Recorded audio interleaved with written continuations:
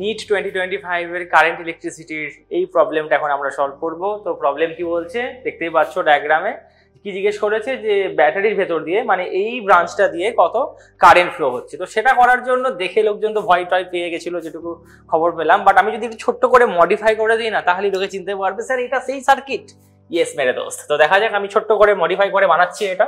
তো এটাকে যেমন আছে রাখলাম, এখানে যেমন আছে, এর সাথে কোনো ছেড়ছাড় নয়, একেও কিছু করলাম না, এখানেও কিছু করলাম না। এবার এখানে যেমন আছে ব্যাটারি দিয়ে দিলাম। ভ্যালু ট্যালু কত ছিল, এটা বোধহয় 1/3, এটা কত আছে 5.5, তাই তো 5.5। 5.5 কে লেখার দরকার নেই, 5.5ই রাখছি। 5.5 ওম আর উপরে কত আছে 1.5 ওম।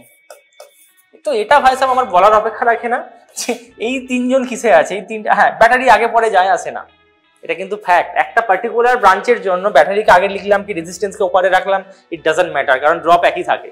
তো এই জায়গাটার মধ্যে আমি একটু কায়দা মারবো আর কি। কায়দাটা কিভাবে মারবো বেসিক্যালি দেখে নাও ভালোভাবে। আমি যদি এটাকে এরকম ভাবে সার্কিটটা বানাই, কারণ কি কোনো দুঃখ আছে? আমি কোনো চেঞ্জ করলাম না, এটা যেমন আছে বি নাম দেওয়া আছে দিয়ে দিলাম, এর নাম কত ছিল ই আছে তাও দিয়ে দিলাম।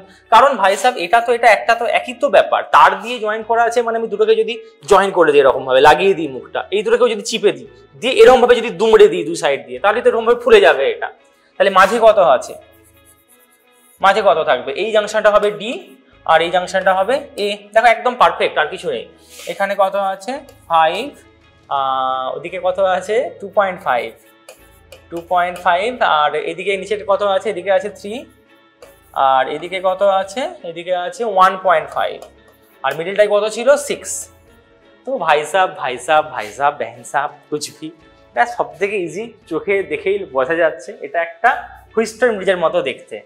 অনেকে বলে স্যার এরকম তো ছিল, মাঝখান দিয়ে তো ছিল হুইস্টন ব্রিজ, তো স্যার আমরা এরকম ভাবে পড়েছি, এরকম তো হয় স্যার হুইস্টন ব্রিজ এরকম দিকে থাকে। তো ভাই সাহেব তখন ব্যাটারিটা কি থাকে, ব্যাটারিটা এভাবে লাগানো থাকতো, তখন এটা মিডিল দিকে হতো।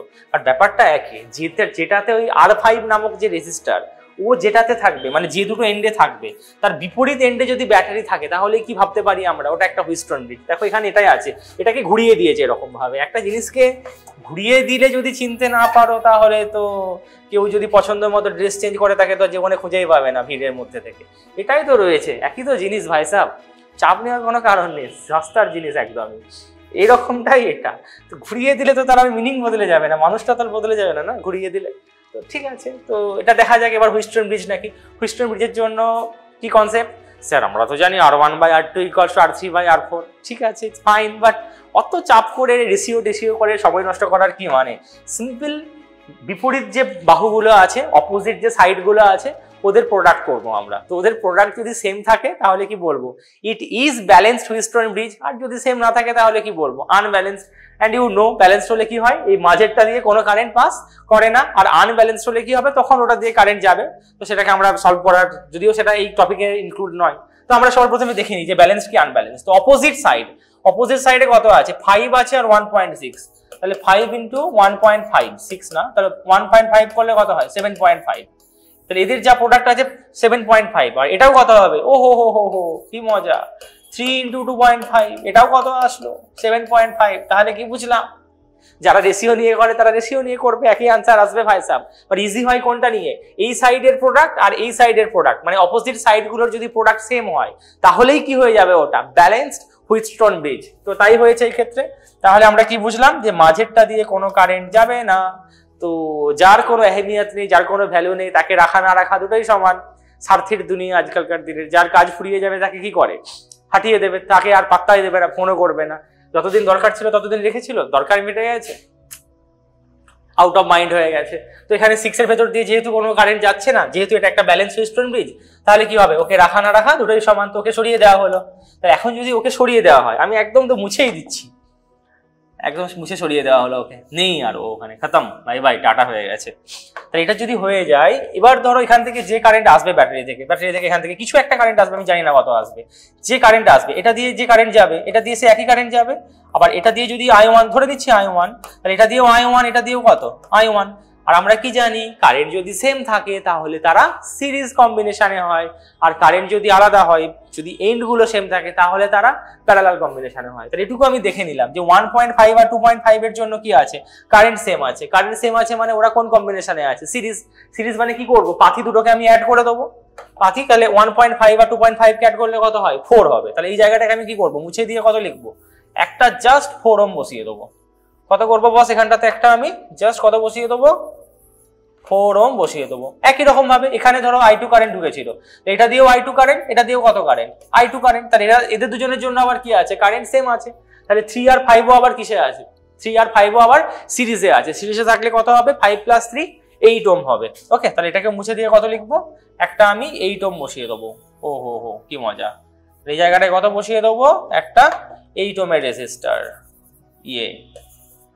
এবার তো আরো ইজি হয়ে গেল, দুজনের এন্ড গুলো কি আছে, সমান। এন্ড সমান হলে কি হয়, প্যারালাল কম্বিনেশন।